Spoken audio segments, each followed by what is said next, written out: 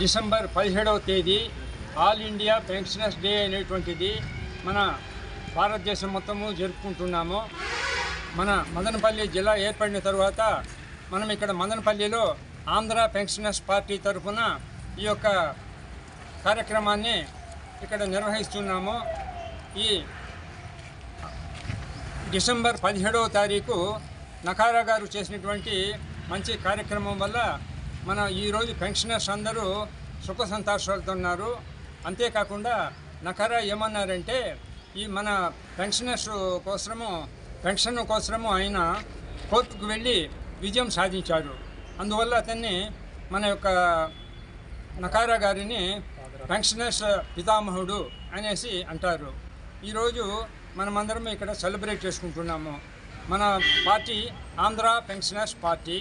ఈ యొక్క ఆంధ్ర పెన్షనర్స్ పార్టీకి రాష్ట్ర అధ్యక్షులైనటువంటి సుబ్బరాయన్ గారు, సెక్రటరీ జనరల్ అయినటువంటి పెద్దన్నగౌడ్ గారు పిలుపు మేరకు మనం ఈరోజు డిసెంబర్ 17వ తారీఖు ఈ యొక్క ఆల్ ఇండియా పెన్షనర్స్ డే ఇక్కడ సెలబ్రేట్ చేసుకుంటున్నాము. ఈ కార్యక్రమంలో ముఖ్యంగా మనమందరూ ప్రభుత్వంతో విన్నపం ఏమంటే మనకు ఇవ్వాల్సినటువంటి బకాయిలు సకాలంలో చెల్లించాలా, రివైజ్డ్ పే స్కేల్స్ పెట్టాలా, కమ్యుటేషన్ అనేటువంటిది పీరియడ్ తగ్గించినటువంటి దానిని మళ్ళీ ఒక పర్యాయం పరిశీలించాలని కోరుకుంటున్నాము. ఇక పెన్షనర్స్కి రావాల్సినటువంటి అరియర్సు, రివైజ్డ్ పే స్కేల్స్ ఇవన్నీ కూడా సక్రమంగా ఇవ్వాలనేసి కోరుతున్నాము.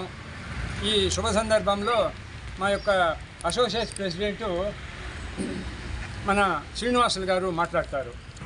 పెన్షన్స్ ఇంత మాత్రం వాళ్ళు ఖర్చులకు పెన్షన్ ఇవ్వకూడదు, ఎందుకు ఇవ్వాలి, వాళ్ళకు ఏ పని చేయలేదని చెప్పేసి ఒకప్పుడు అన్నారు.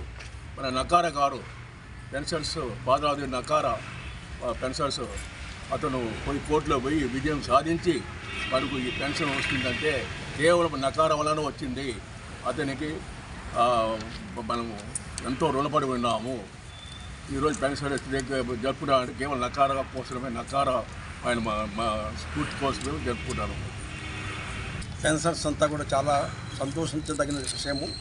ఎందుకంటే డిసెంబర్ 17వ తారీఖున చారిత్రక జడ్జిమెంట్ వచ్చి పెన్షనర్కి చాలా ఉపయోగకరమైనటువంటి చేసిన దానివల్ల ఆయన ఈ పెన్షన్స్ డేని భారతదేశం అంతా కూడా జరుపుకుంటున్నాము. నకారా గారు 1914లో ఏప్రిల్ 8వ తేదీన బాంబేలో జన్మించారు. ఆయన ఎడ్యుకేషన్ అంతా కూడా అలహాబాద్ చల్బర్ జుబ్లీ కాలేజీలో బంగారు పథకం సాధించారు. తర్వాత ఆయన ఉర్దూ యొక్క సాహిత్యంలో చాలా మంచి పేరు సంపాదించి డాక్టర్ జాకిర్ హుసేన్ మాజీ రాష్ట్రపతి ద్వారా మంచి ప్రశంసలు పొందాడు. తర్వాత ఆయన 1937లో ఆయన సివిల్ సర్వీస్ ఎగ్జామినేషన్లో పాస్ అయ్యి డిఫెన్స్ సర్వీస్లో అకౌంట్ సెక్షన్లో ఆయన పనిచేస్తూ అనేక సేవలు అందించాడు. ఆయన హెచ్ఐఎల్ ఏరోనాటిక్స్ లిమిటెడ్లో చైర్మన్ గాను, ఇంజనీర్ సంస్థలో చైర్మన్ గాను, అనేక సంస్థలు పబ్లిక్ రంగ సంస్థల్లో చైర్మన్ గాను పనిచేసి చాలా మంచి పేరు సంపాదించి నిజాయితీగా పనిచేశాడు. తర్వాత 1972లో ఆయన అప్పుడు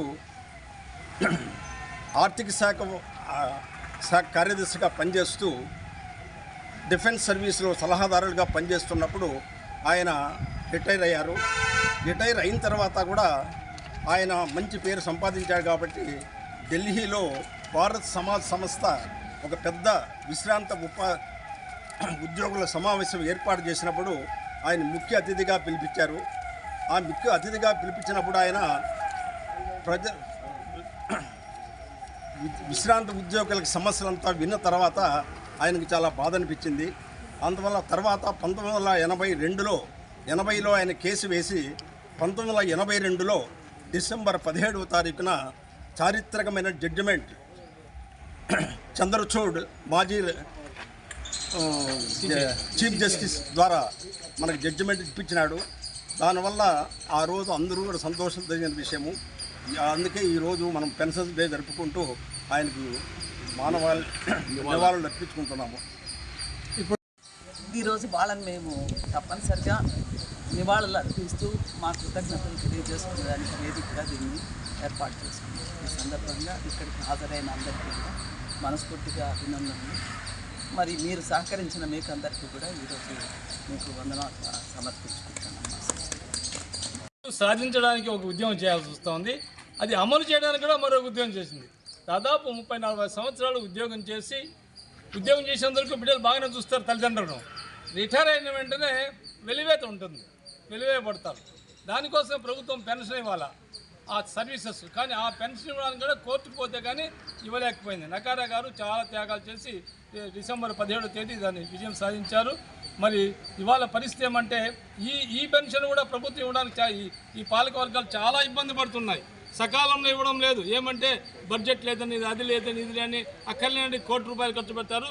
ఇక్కడ సీనియర్ సిటిజన్స్కు ప్రధానంగా వెలివేయబడ్డ తల్లిదండ్రులు డబ్బులుంటేనే చూస్తారు పిల్లలు ఈ కాలం, లేకపోతే చూసే పరిస్థితి లేదు. కాబట్టి ఆ పెన్షనే జీవనాధారం కాబట్టి వాళ్ళకి అనేక సమస్యలు ఉంటున్నాయి. వాళ్ళకి ఆరోగ్య సమస్య ఉచిత వైద్యం చేయాలా, మరి అట్లాగే బీమా పథకం అమలు చేయాలా, ఏదైతే ప్రభుత్వం సంక్షేమ పథకాన్ని కూడా వాళ్ళకి వర్తింపు చేయాలని కోరుతున్నాం.